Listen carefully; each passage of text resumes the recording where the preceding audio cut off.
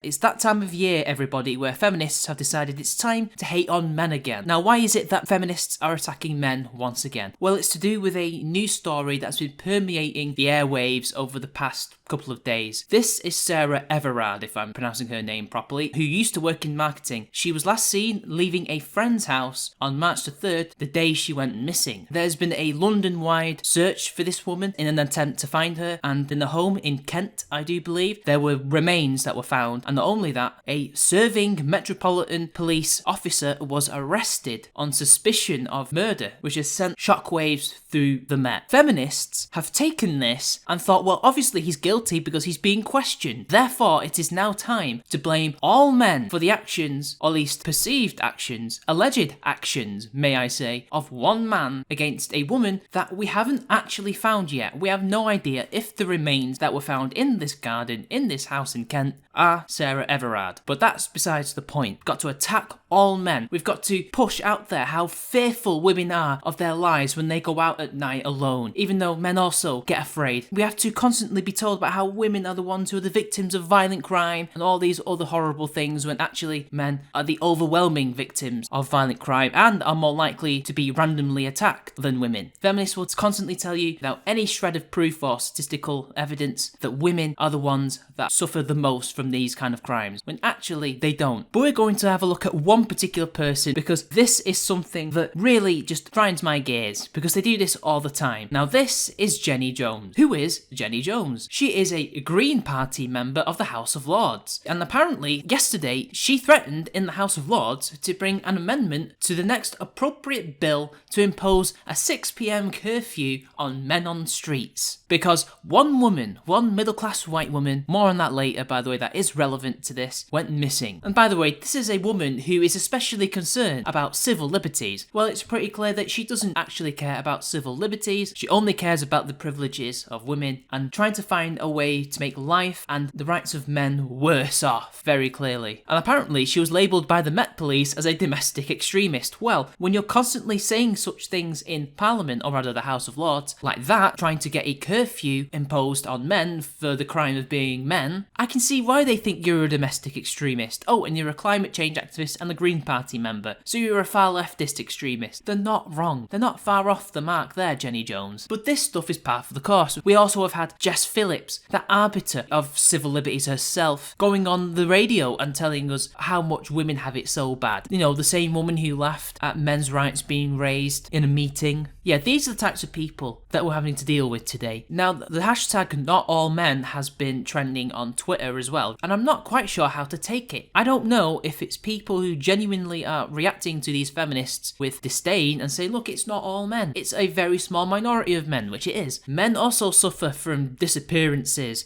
and violent crime and sexual crime and things of that nature. Or is it feminists doing it ironically to blame all men? Because remember, they are collectivists. They do blame all men for the actions of a minority or for the perceived patriarchy, which to me is just their version of the Jews. And considering most of them are Marxists, I think that makes a hell of a lot more sense now, doesn't it, guys? But why did I mention Sarah Everard's class and ethnicity? Well, I can't even remember what the concept is called. I think it's in sociology, I might be wrong, or maybe criminology, where if a woman, at least in Western countries, obviously, is white and middle class, and she goes missing or she gets murdered, some kind of crime happens to her, but especially of a violent or mysterious nature, that is far more likely to be picked up by the media and spread far and wide, and people are far more likely to do things about it than say if she were a working class woman or any kind of man. You can expect things like this to become massive sensationalist headlines, and this is exactly the case that's happening now. These people would not care if it was just some random man of any race, of any class, and they wouldn't care as much if it was a working class girl or other women of different ethnicities, essentially. And considering that black men, especially alongside white men, suffer the most out of violent crime, why is it that they don't care about that? They're meant to be for racial equality and all that, but they really don't care, do they? Because they don't like men in general. And the thing is, we don't even know if the man who's been arrested even murdered her. We don't even know if the remains in the house are even this woman. If he did do it, then we put him on trial and put him away. If he didn't, he walks free and we try and find the person who did it.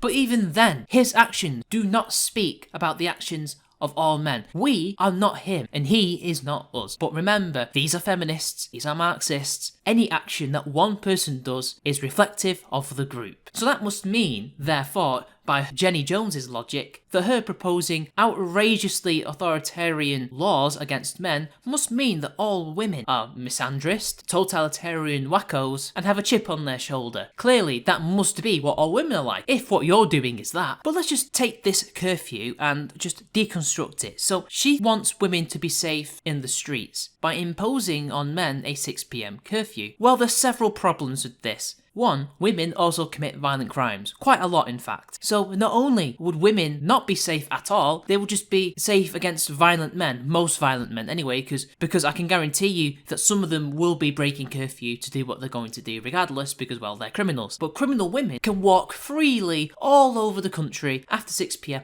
after any time, and just predate on women. They can go after them, they can kill them, they can do horrible sexual crimes against them, they can do anything they want. But that's okay, I guess, according to Jenny Jones, because they're women, and because they're women, they can't possibly be perpetrators, only victims. The Duluth model. It really doesn't work, does it, guys? Moreover, men can just lie in this politically correct day and age and say, well, actually, I'm trans.